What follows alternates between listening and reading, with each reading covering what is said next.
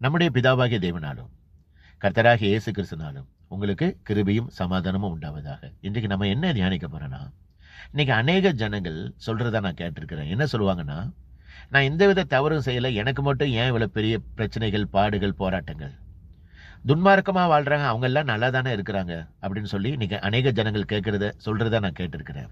இதை குறித்து தான் வேத வசனத்தின் அடிப்படையில் இன்றைக்கு நான் உங்களோட தியானிக்க போறேன். ஓசியா 6வது அதிகாரத்துல கர்த்தர் சொல்றாப்ல, உன் தேவனாகிய கர்த்தரிடத்தில் மனம் திரும்பு. அவர் நம்மை பீறினார், அவரே நம்மை குணமாக்குவார். அவர் நம்மை அடித்தார், அவரே நம்முடைய காயங்களை கட்டுவார். எசேக்கியேல் 7வது அதிகாரத்துல சொல்லப்பட்டிருக்கிறது. கர்த்தர் சொல்லியிருக்கிறாரு, என் கண் உன்னை தப்ப விடாது, நான் இறங்காமல் உன் வழிகளுக்கு தக்கதை உன்மேல் நான் வர பண்ணுவேன். நீ செய்த அருவருப்பு உன் நடுவில் வந்து நிற்கும், அப்பொழுது நான் அடிக்கிறவராகிய கர்த்தர் என்று நீங்கள் அறிந்து கொள்வீர்கள். உங்க எல்லாருக்கும் தெரியும், 40 வருடம் இஸ்ரவேல் ஜனங்களை கானா தேசத்துக்கு கொண்டு வரும் பொழுது இயேசு கிறிஸ்து பலவித அற்புதங்களினாலும் சோதனைகளினாலும் தான் ஜனங்களை அங்க வழி நடத்தினார்.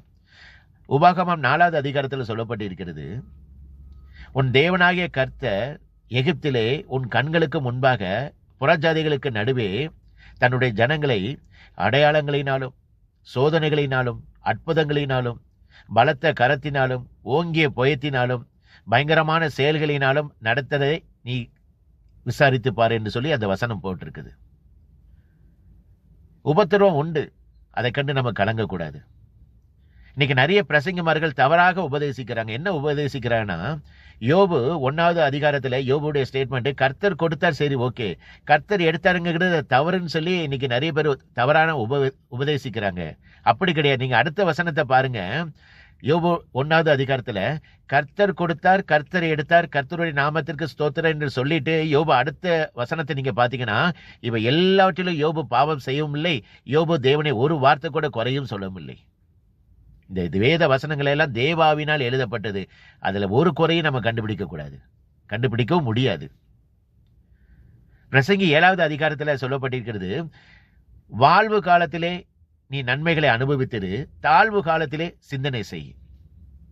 புலம்பல் 3வது அதிகாரத்தில் சொல்லப்பட்டிருக்கிறது, உன்னதமானவருடைய வாயிலிருந்து நன்மையும் தீமையும் புறப்படுகிறது இல்லையோ.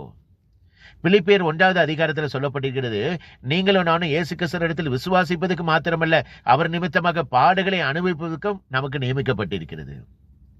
ஜார்ஜ் முல்லர் அடிக்கடி ஒரு வார்த்தை சொல்வார். என்ன சொல்வாருன்னா, உங்ககிட்ட எனக்கும் நல்ல ஒரு சிறப்பானது நல்லதொன்றை தேவன் நமக்கு கொடுப்பதற்காக தேவன் எதையும் நம்மிடத்திலிருந்து எடுத்துக்கொள்வாராம். ஜார்ஜ் முல்லருடைய ஸ்டேட்மெண்ட் அடிக்கடி சொல்லுவார். இன்னைக்கு இந்த உபத்திரவங்களினால நம்ம சோர்ந்து போகிறோம். இன்னைக்கு என்னன்னா, கர்த்தருக்கு பிரியமில்லாத விக்கிரகங்கள் நமக்குள்ள இருக்கிறது. நம்ம நினைக்கிறோம் கோயில் தான் விக்கிரகம் நினைக்கிறோம். அப்படி கிடையாது. கர்த்தருக்கு பிரியமில்லாத நேரத்தை நம்ம எந்த காரியத்துக்கெல்லாம் செலவு பண்றோமோ அதெல்லாம் விக்கிரகம். செல்போனு, வாட்ஸ்அப்பு, ஃபேஸ்புக்கு, யூடியூபு, இதெல்லாம் நம்மளுடைய ஜெபத்துக்கு தடையாக இருக்கிறது. இதெல்லாம் நம்முடைய வேதத்துக்கு தடையாக இருக்கிறது. இதெல்லாம் நம்மளுடைய கர்த்தரை துதிப்பதுக்கு தடையாக இருக்குது.